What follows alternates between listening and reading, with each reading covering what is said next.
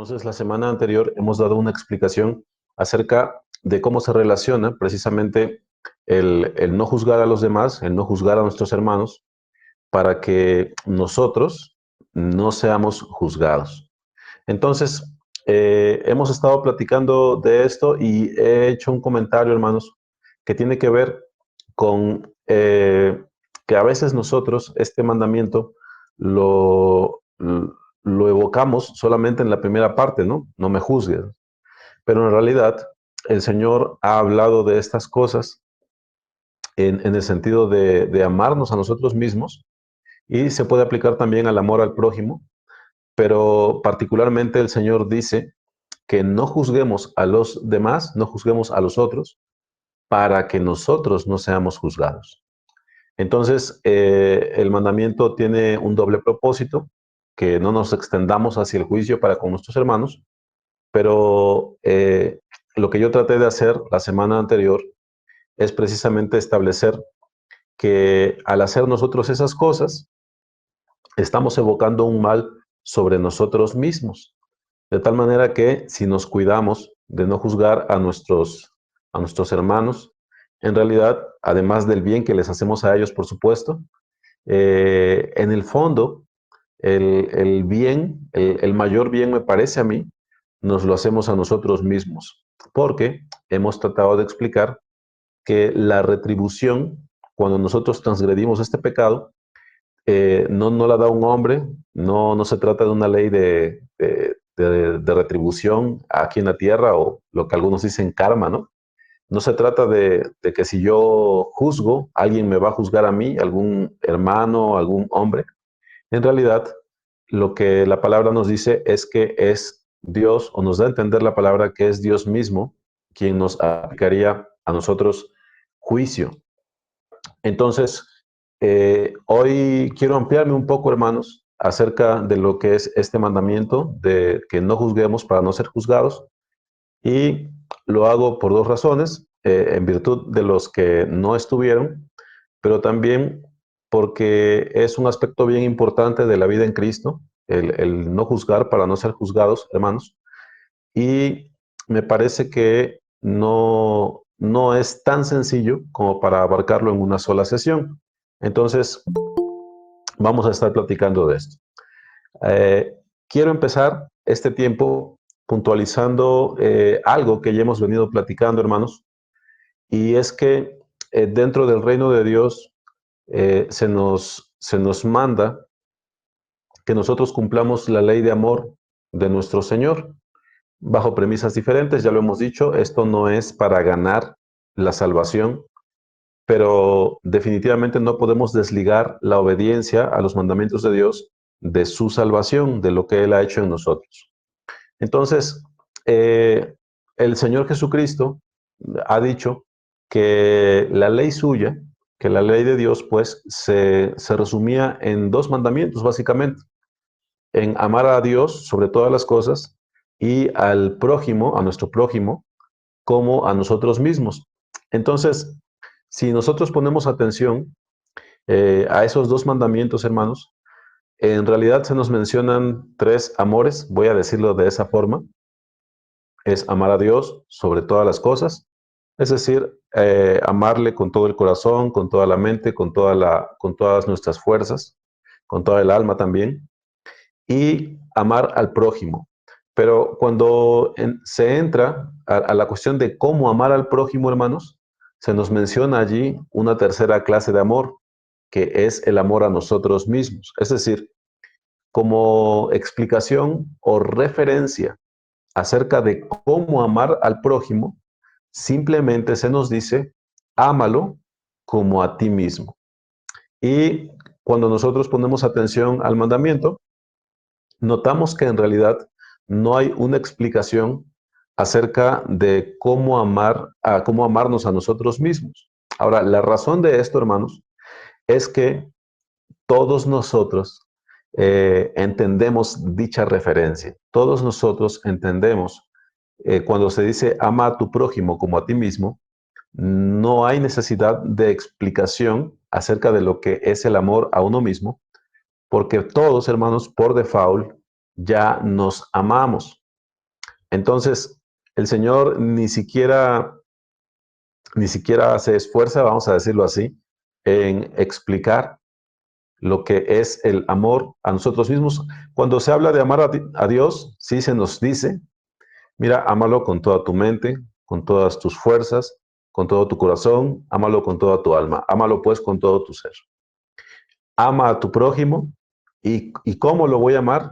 Como a ti mismo, se da la explicación. Pero cuando nos centramos, cuando ponemos nuestra atención acerca de cómo amarnos a nosotros mismos, encontramos, hermanos, que no hay explicación, no se extiende la palabra para explicar cómo es amarnos a nosotros mismos. Repito, la razón de ello es que todos nosotros, por default, ya nos amamos, al menos de una manera primaria o natural. ¿Sí, mis hermanos? Nadie necesita que se le explique el bien que hay en que a ti no te roben, en que no te mientan, en que no te defrauden. Nadie tiene que explicarte el bien que hay en que ninguno codicie tus bienes, tu casa, a tu esposo o esposa. No hay necesidad de ello, hermanos. No tenemos que explicarlo porque todos lo comprendemos. Ese amor natural o primario a nosotros mismos, hermanos, se puede decir es innato, es algo prácticamente intuitivo y no hay necesidad de explicar, ¿sí? Entonces, cuando hablamos, pues, de estos dos mandamientos, estamos hablando de esos tres amores, ¿no? De amar a Dios, de amar al prójimo, y la referencia que se da acerca de cómo amar al prójimo es como a nosotros mismos. Ahora, el comentario que he hecho acerca del amor a nosotros mismos, hermanos, es que al margen de ese amor primario, ese amor que todos entendemos, hermanos, hay un amor santo, un amor justo que se puede dar, que no siempre se da. Hay un amor santo, un amor justo con el que podemos amarnos a nosotros mismos. ¿Sí? Esto es importante de subrayar, hermanos. Hay un amor primario, natural, que todos entendemos. A nadie le gusta que le peguen, a nadie le gusta que le roben, a nadie le gusta que le hagan mal. ¿Sí? Entonces, el Señor, en base a ese amor, en base a esa referencia, nos dice, pues no le hagas eso a tu prójimo, no le mientas, no le robes, no le violentes de ninguna forma, no codicies sus cosas, no codicies a su cónyuge, etcétera, etcétera. Y no hay necesidad de mayor referencia. Ahora, hay un amor que es santo, hermanos, hacia nosotros mismos. Hay un amor que es justo y este es diferente porque no es innato, no es intuitivo tampoco, hermanos. Este amor a nosotros mismos, a diferencia del amor natural que todos conocemos, que todos entendemos, este amor santo a nosotros mismos, hermanos, pasa por el entendimiento, pero también pasa por la voluntad, hermanos. Es decir, el hombre de Dios debe empeñarse, debe empeñar su voluntad, debe invertir su entendimiento para llegar a amarse a sí mismo de una manera santa. Y quiero hacer una pequeña ilustración. Yo ya había utilizado este ejemplo, hermanos. No me voy a extender con él nuevamente. De una hermana, es un caso real, de una hermana que entregó a la policía a su propio hijo porque era culpable, ¿no? Entonces, cuando le preguntaron a esa hermana por qué había actuado así, siendo que generalmente se busca proteger al hijo de esa forma, pues ella comentó que prefería hacer así, que él fuera corregido y que no fuera cuando llegara a la presencia de Dios, que entonces se le cobraran todas sus faltas, ¿sí? Entonces, esta hermana, voy a decirlo de esta manera y por eso evoco este ejemplo nuevamente, hermanos, enfocándolo de esta manera, esta hermana no se corrompió en su amor por su hijo. Si lo quieren ver así, hermanos, ella prefirió obrar de una manera justa, recta, de una manera conveniente para el alma, vamos a decirlo así, y entregó a su propio hijo. ¿Sí? Lo entregó para su bien. Ahora, traigo a colación este ejemplo, hermanos, porque muchas veces el amor que nos manifestamos a nosotros mismos es corrupto. Es decir, procuramos algún tipo de bien, pero los medios que escogemos utilizar, que escogemos para transitar por ellos, hermanos, suelen ser corruptos. Entonces, cuando el hombre se ama corruptamente, bueno, entonces inmediatamente, por default, hermanos, el amor santo, el amor justo, el amor que Dios manda aún para nosotros mismos, pues sale por la puerta, ¿verdad?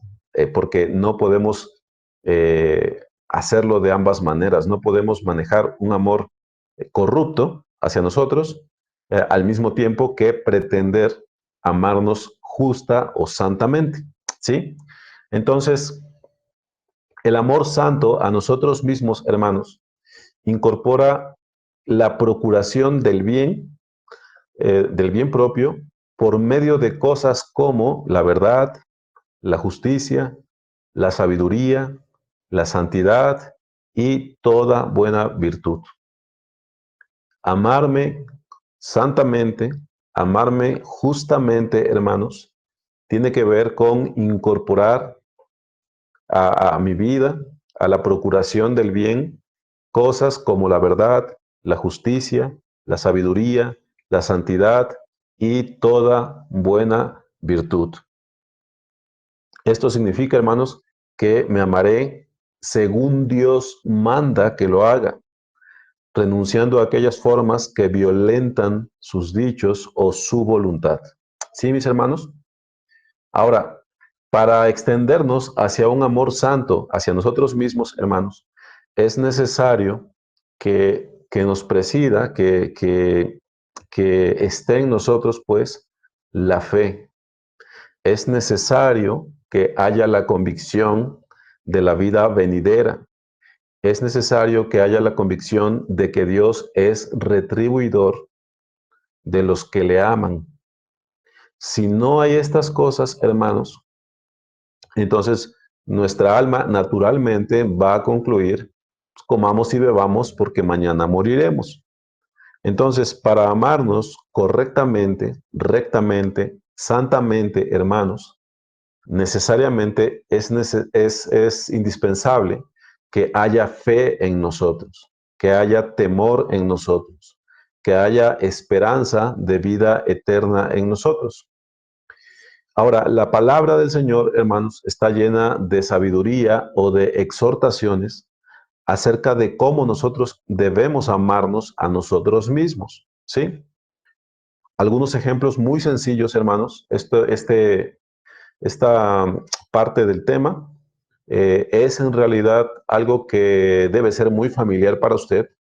Yo solamente estoy tratando de ponerlo en contexto u orden, pero son cosas que usted ya conoce o debe ya estar usted bastante familiarizado con ellas.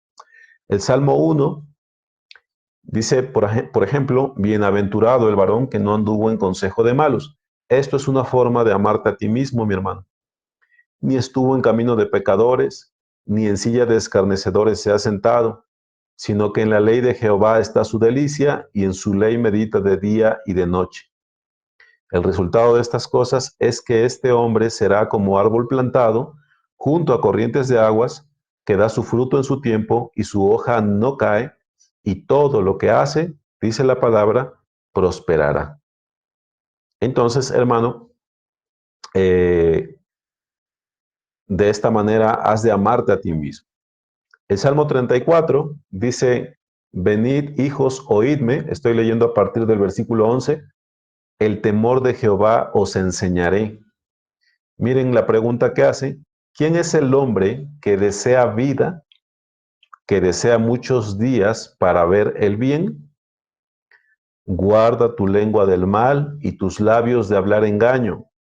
Apártate del mal y haz el bien, busca la paz y síguela.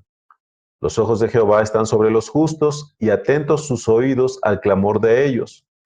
La ira de Jehová contra los que hacen mal, para cortar de la tierra la memoria de ellos.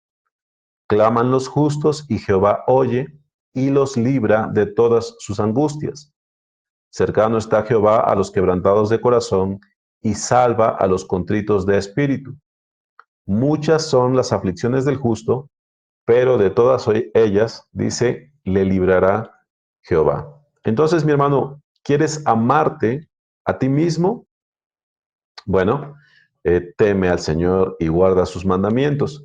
En otras enseñanzas, hermanos, he recurrido al Salmo 73. Es un salmo escrito por Asaf y allí él nos narra que en un momento determinado empezó a poner su mirada en cómo prosperaban los impíos. Entonces, él confiesa en el Salmo, dice, tuve envidia de los arrogantes, porque pues todo les sale bien, prosperan, sus animales siempre paren bien, ellos están rechonchos, están con sus mejillas rojas, están saludables, pues. Eh, Dice, puse mis ojos en ellos, tuve envidia. Entonces, ya a lo largo del Salmo, Asaf llega a entender que aunque ellos pues prosperan en esta vida, el Señor finalmente, no por ser ricos, no por ser prósperos, sino por no tomarle en cuenta, el Señor les retribuirá, les dará su pago. Pero nuevamente traigo a colación este ejemplo, hermanos, porque algo que debe hacer el creyente es aprender a amarse santamente. ¿Cuál es la parte más difícil de amarnos a nosotros mismos santamente, hermanos? Bueno, cuando nosotros deseamos algo, cuando nosotros no somos pacientes, cuando codiciamos algo, cuando ponemos nuestro corazón en cuestiones que nos motivan, que nos mueven, que las queremos ya, bueno, hermanos, el hombre suele corromperse. El hombre suele buscar esas cosas por cualquiera que sea el medio necesario, ¿sí? Pero el Señor nos manda a que nos amemos sin corrupción, nos amemos santamente, ¿sí, hermanos? Entonces, tenemos que tomar en cuenta esto. Ahora, un comentario que yo ya había hecho, hermanos, ahora solamente se los recuerdo para reforzar las cosas que estoy diciendo. En Mateo 5, si usted tiene fe para recibir esto, hermano, cuando se habla de las bienaventuranzas, eh, allí, de alguna manera, usted puede entender también cómo es que el hombre justo se ama a sí mismo. Dice, o lo manejo a manera de pregunta, si tú quieres que sea tuyo el reino de los cielos, bueno, la respuesta está en las bienaventuranzas. Dice ahí, bienaventurado el pobre en espíritu. Entonces, si tú procuras esto, la sentencia buena sobre ti es de ellos es el reino de los cielos, de los pobres en espíritu. ¿Quieres ser consolado, hermano, un día por el Señor? Bueno, dice, bienaventurados los que lloran. ¿Quieres recibir la tierra por heredad? Bueno, ve y busca en las bienaventuranzas, hermanos. Versículo 5 dice que los mansos recibirán la tierra por heredad. ¿Quieres ser saciado? Bueno, dice que el Señor saciará a los que tienen hambre y sed de justicia. ¿Quieres alcanzar misericordia, mi hermano? Bueno, sé misericordioso. ¿Quieres ver a Dios? Bueno, limpia tu corazón. ¿Quieres ser llamado hijo de Dios? ¿Sí? Bueno, sé un pacificador. ¿Quieres que el reino de los cielos sea tuyo? Bueno, dice, bienaventurados los que padecen persecución por causa de la justicia. ¿Quieres tener galardón grande en los cielos? Bueno, dice, bienaventurados cuando por mi causa os vituperen y os persigan y digan toda clase de mal contra vosotros, mintiendo. Por supuesto, esto no tiene que ver con ir y ser un provocador, hermanos, es padecer por causa de la justicia. Gozaos y alegraos porque vuestro galardón es grande en los cielos. Bueno, hermanos, eh, todo esto, ¿por qué? Porque estamos hablando acerca de amarnos a nosotros mismos, hermanos. Entonces, la semana anterior hemos platicado precisamente acerca de no juzgar para que no seamos juzgados. Y aquí solo me voy a detener unos 5 minutos, hermanos. Eh, He hecho algunos comentarios que me parecen pertinentes al respecto de este texto, hermanos, y uno de ellos tiene que ver con lo siguiente. El texto generalmente es citado de manera incorrecta porque es citado incompleto. Generalmente, cuando tú confrontas a un hermano por alguno de sus pecados, lo primero que sale de la boca de este hermano, no siempre hermanos, pero muchas veces es así, este hermano te dice, no me juzgues. Y pues en realidad está citando la Biblia, está citando un fragmento, está citando una idea pues que está allí, pero hemos de tomar en cuenta que este texto no está puesto allí para detener, hermanos, todo juicio con respecto a los pecados que los hombres solemos cometer. No está puesto este texto para detener cualquier iniciativa de juzgar un pecado, hermanos. En realidad, el sentido correcto del texto es no juzgues para que no seas juzgado. Ahora, lo que hemos comentado al respecto de ello, hermanos, es que las personas suelen citar así el texto porque no quieren ser reprendidos o no quieren que su pecado sea expuesto. Eso lo podemos comprender, no justificar, ¿sí? Así se utiliza porque no se quiere ser reprendido, no se quiere que sus pecados sean expuestos. Ahora, eh, si se cita así simplemente no me juzgues, porque la Biblia dice no juzguéis, bueno, curiosamente comentaba, si nosotros citamos de manera correcta o de manera completa el texto, vemos que su sentido en realidad va orientado a guardar al hermano que está juzgando, ¿sí? No juzgues para no ser juzgado. Ahora, ¿a qué se refiere particularmente la palabra? Lo que nos está diciendo la palabra, hermanos, es que a nosotros no nos corresponde el lugar del juez que condena o sanciona un pecado. Repito, lo que la palabra nos insta a no hacer es tomar el papel del juez que condena o sanciona un pecado. Esto el Señor no lo dejó en la potestad de los hombres, hermanos, pero en la interacción que tenemos usted y yo dentro de la congregación, definitivamente, hermanos, es necesario que nosotros ocupemos nuestro juicio para la salud de la congregación. Si nosotros seguimos leyendo el texto, dice, porque con el juicio con que juzgáis seréis juzgados y con la medida con que medís os será medido.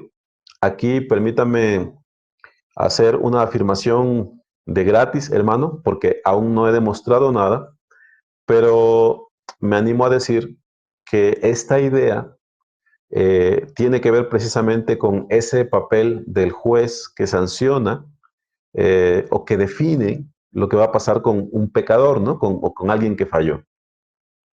¿Y cómo podemos saberlo? Porque si nosotros seguimos leyendo, dice, ¿y por qué miras la paja que está en el ojo de tu hermano y no echas de ver la viga que está en tu propio ojo. Nuevamente, muchos suelen detenerse aquí, pero si seguimos leyendo, dice, o cómo dirás a tu hermano, déjame sacar la paja de tu ojo, y he aquí la viga en el ojo tuyo. Hipócrita, dice el Señor, saca primero, y aquí se completa el sentido, saca primero la viga de tu propio ojo, y entonces verás bien para sacar la paja del ojo de tu hermano. Entonces, no vemos que el Señor detenga el juicio simplemente porque sí, no lo detiene del todo o en todos sus aspectos, hermanos.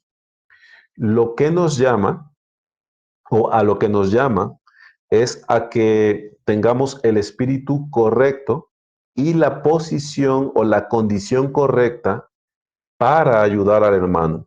¿Cuál es el propósito del juicio que se nos permite, hermanos? El limpiar o ayudar a nuestro hermano. Lo que en el texto se dice como sacar la paja del ojo de nuestro hermano. Ese juicio sí nos es permitido.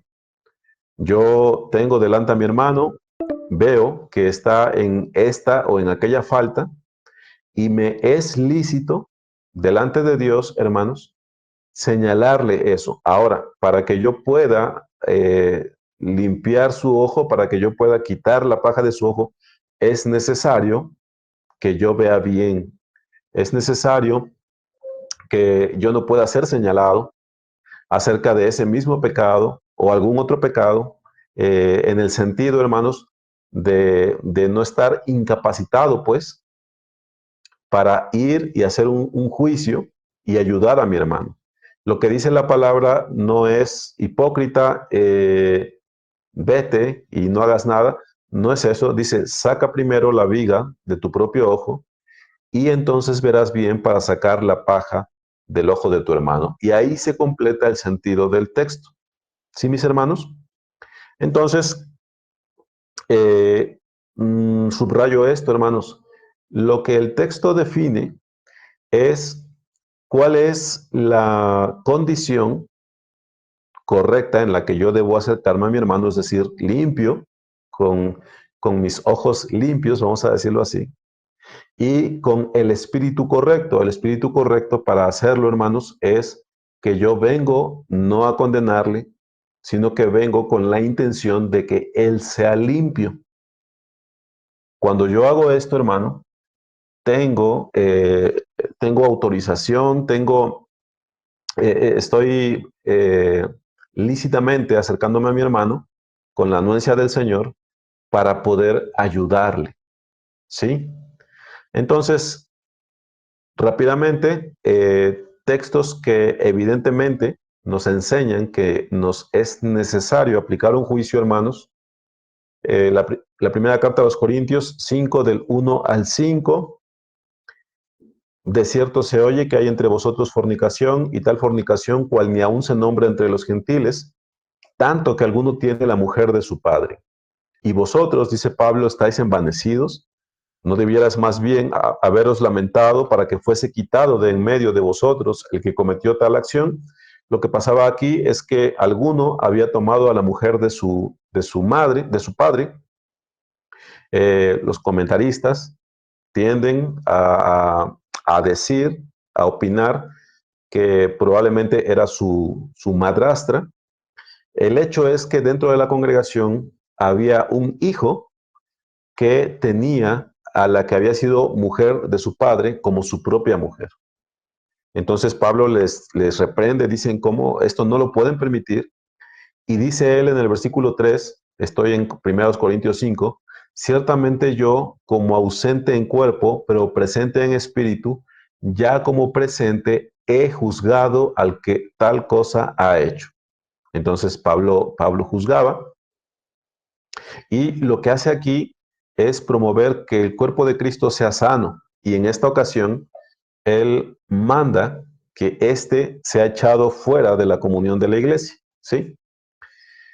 Ah, Primera de los Corintios, igual capítulo 5, pero en el versículo 9, os he escrito por carta que no os juntéis con los fornicarios. ¿Cómo vas a saber eso? Tienes que juzgar, hermano, por supuesto. no absolutamente con los fornicarios de este mundo, o con los avaros, o con los ladrones, o con los idólatras, pues en tal caso os sería necesario salir del mundo. Más bien os escribí que no os juntéis con ninguno que, llamándose hermano, fuere fornicario, o avaro, o idólatra, o maldiciente, o borracho, o ladrón, con el tal ni aun comáis. ¿Hay allí espacio para el juicio? Por supuesto. De hecho, se puede decir, hay la necesidad del juicio, hermanos. Hay que ejercer discernimiento, lo cual se puede decir también, se puede nombrar como juicio.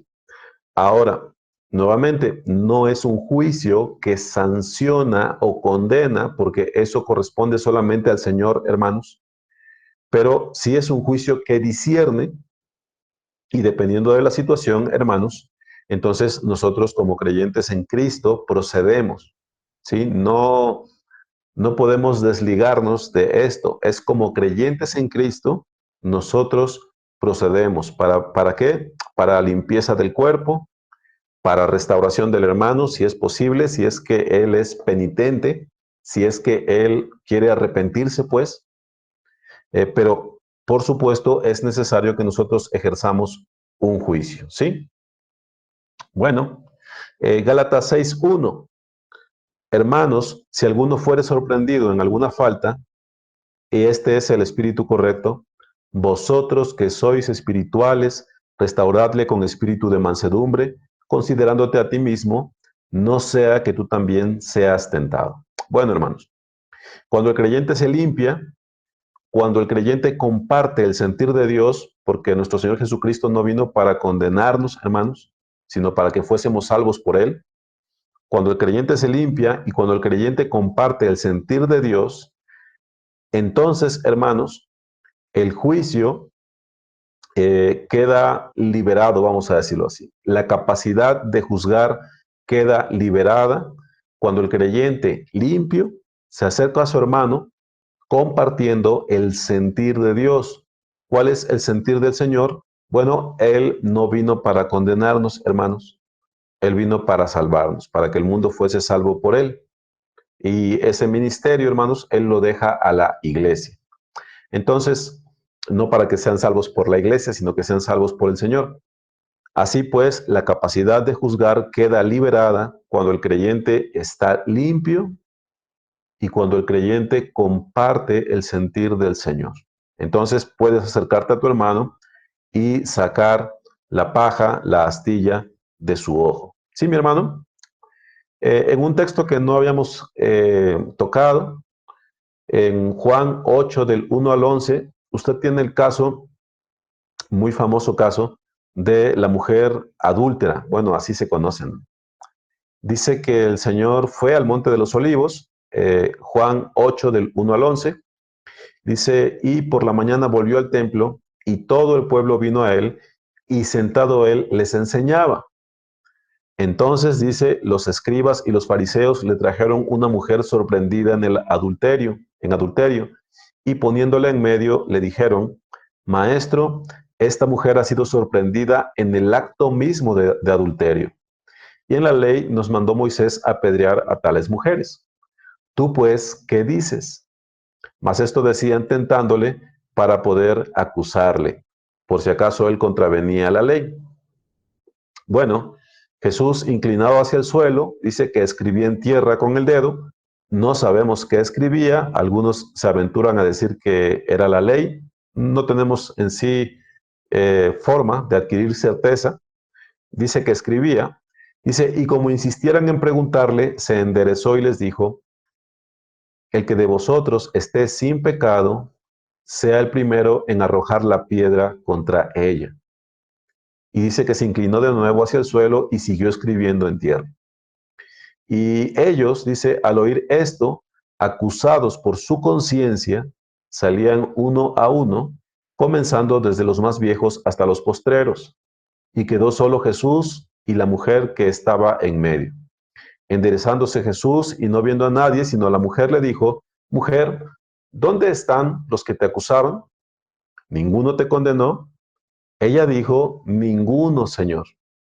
Entonces Jesús le dijo, y aquí subraye el hermano o póngalo en su corazón, ni yo te condeno, vete y no peques más. Algunos comentarios al respecto de esto, hermano.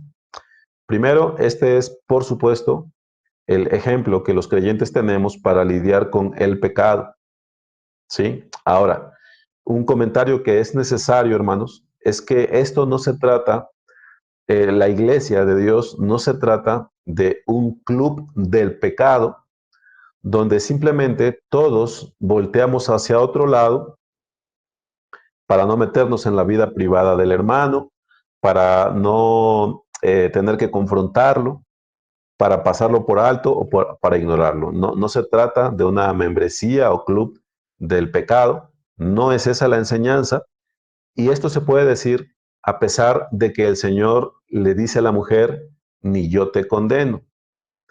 Y lo podemos asegurar, hermanos, con confianza, porque el Señor, al decirle, ni yo te condeno, inmediatamente le dice, vete y no peques más. Sí, mis hermanos. Entonces es importante que nosotros comprendamos que aquí tenemos el ejemplo acerca de cómo lidiar con el pecado. Eh, no entra este texto, hermanos, en detalle acerca del arrepentimiento de esta mujer.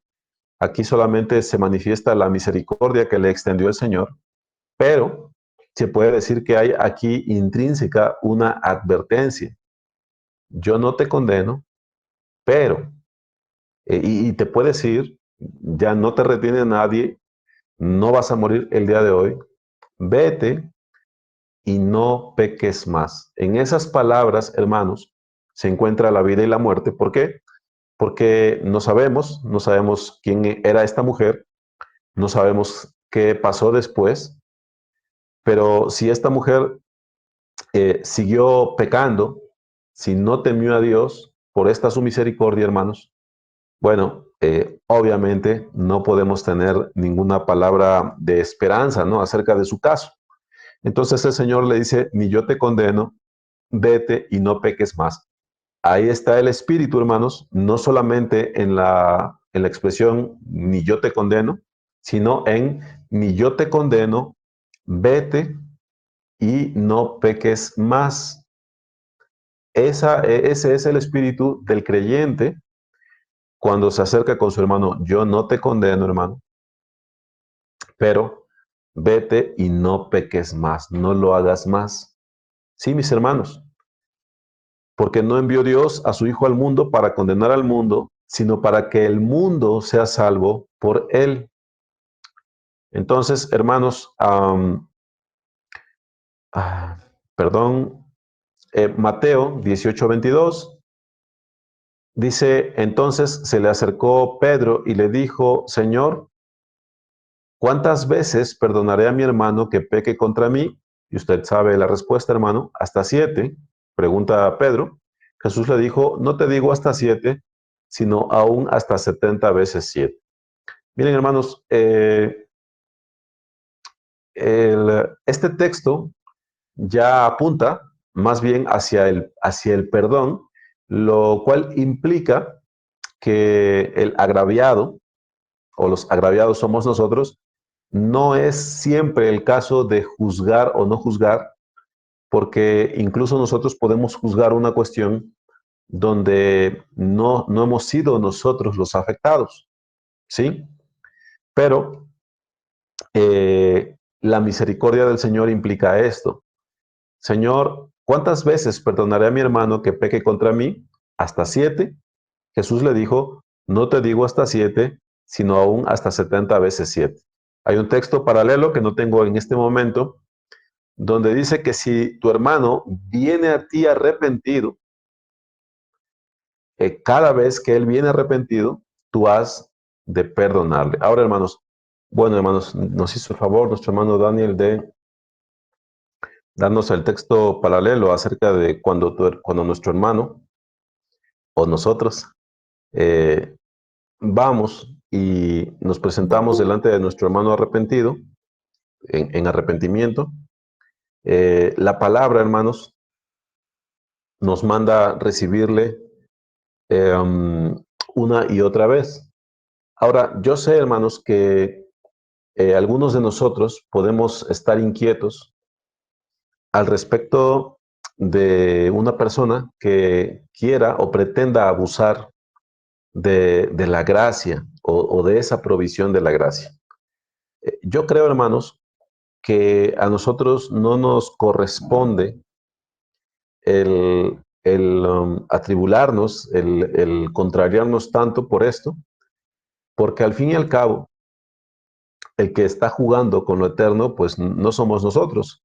El que está tirando los dados, apostando su propia alma, hermanos, si es que está simplemente fingiendo, si es que simplemente está tratando de abusar de la gracia, eh, bueno, no nos corresponde a nosotros y de hecho, la mayoría de las veces no vamos a poder tener un discernimiento total acerca de lo que hay en el corazón de la persona.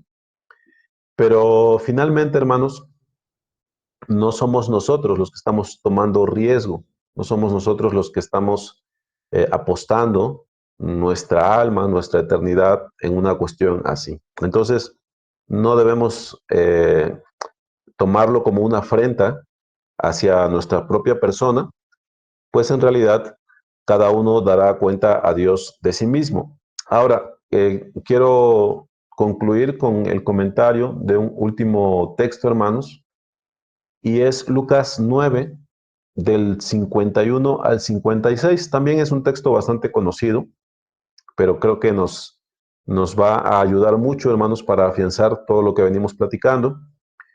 Dice que Lucas 9, del 51 al 56, dice que cuando se cumplió el tiempo en que él había de ser recibido arriba, hablando de nuestro Señor Jesucristo, dice, afirmó su rostro para ir a Jerusalén y envió mensajeros delante de él, los cuales fueron y entraron en una aldea de los samaritanos para hacerle preparativos.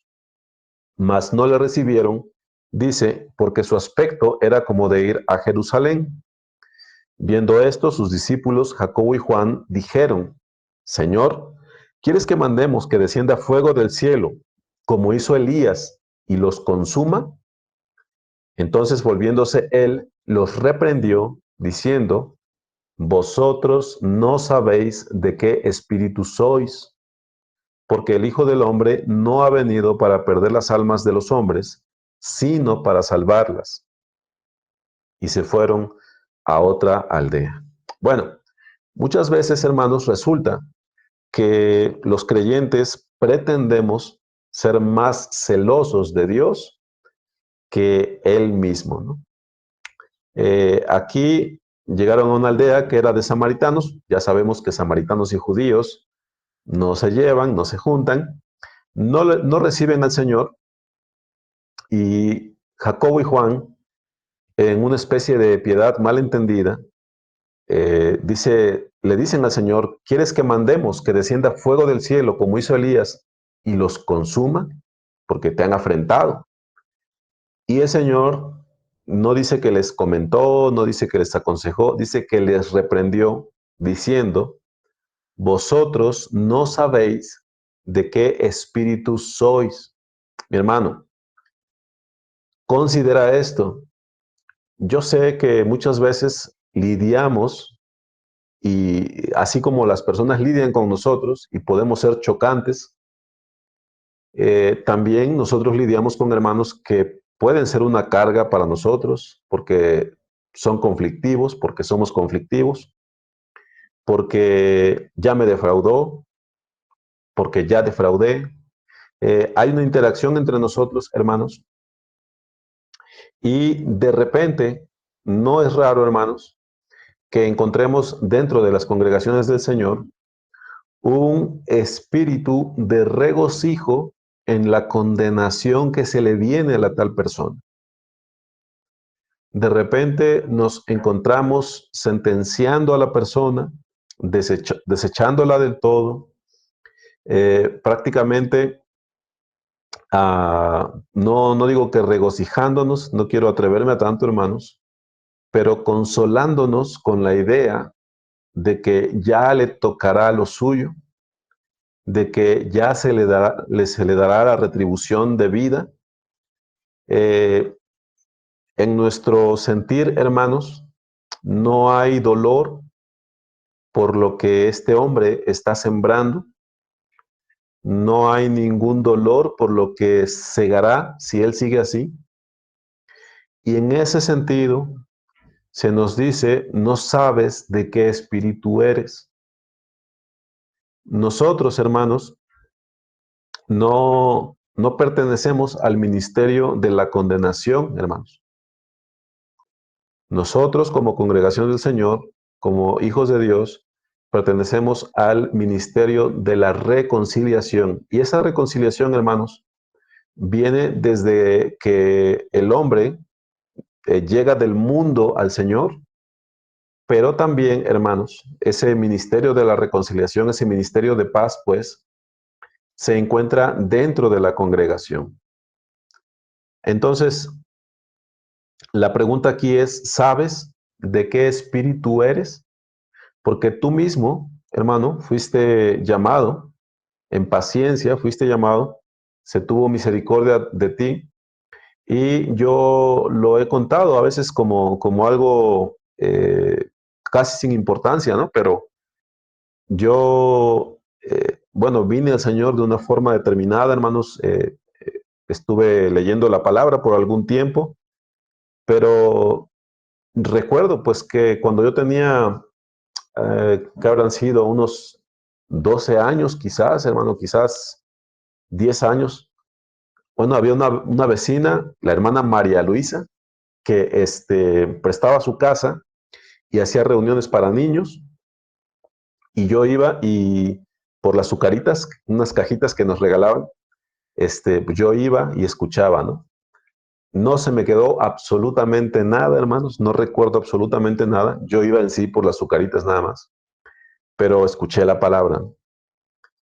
Pasó el tiempo, después tengo una tía que era la rara de la familia, era evangélica, y muchas veces oraba por nosotros y nos invitaba a su congregación. Ya en mis memorias tengo que en alguna ocasión hasta pasamos en familia, hicimos la oración del penitente, del pecador, pero eso no significó nada para mí, hermanos. Y yo seguí pecando, ya tenía yo cierta edad. Entonces, la palabra para mí no tuvo sentido, no tuvo ningún peso, hermanos. No recuerdo nada de lo que se predicó. Pero finalmente, hermanos, Dios tuvo paciencia y misericordia y me llamó, voy a decirlo de esta manera, una tercera vez. Bueno, eh, la paciencia de Dios, hermanos, en este caso a mí me valió el poderle llegar a conocer. Pero muchas veces nosotros somos impacientes con los hermanos y porque no reaccionan enseguida o porque no reaccionan a nuestras palabras, ya los desechamos. Y hacemos con los hombres lo que Dios no hizo con nosotros, quien nos estuvo llamando por mucho tiempo, quien nos estuvo aguardando con paciencia, quien extendió su misericordia y llegado el momento nos recibió en la gracia de su Hijo. Entonces, hermano, la pregunta es, ¿sabes de qué espíritu eres? Si tú entiendes lo que Dios ha hecho contigo, si tú entiendes que el Señor no vino para que hiciésemos descender fuego que consumiera a los que se oponen, sino que aguardó y en esa paciencia muchos serán salvos, hermano. Si tú no entiendes eso, bueno, tienes un problema. Entonces el Señor les dijo a Juan y a Jacobo, dice, vosotros no sabéis de qué espíritu sois, porque eran suyos, hermanos, eran de él, Jacobo y Juan eran del Señor, pero no sabían de qué espíritu eran. Entonces, hermano, la pregunta es si tú lo sabes, porque el Hijo del Hombre no ha venido para perder las almas de los hombres, sino para salvarlas. Y con esa humildad, con esa mansedumbre, dice simplemente, termina el texto, y ahí está incluido el Señor, dice, y se fueron a otra aldea. No que ni que vamos a hacer bajar fuego, que los consuma. el Señor, el creador de todas las cosas, hermanos, ¿no lo recibieron? No. Bueno, dice el texto admirablemente, maravillosamente, se fue a otra aldea. Entonces, hermano, hazte esta pregunta y acomoda las cosas en cuanto a tus sentires, en cuanto a cómo procedes. Hazte esta pregunta, ¿sabes de qué espíritu eres? Sí, mis hermanos, entonces me voy a detener aquí porque ya tendríamos que saltar a otro tema. Entonces, espero, hermanos, que dentro de las cosas que se platican, algunas les sean de utilidad.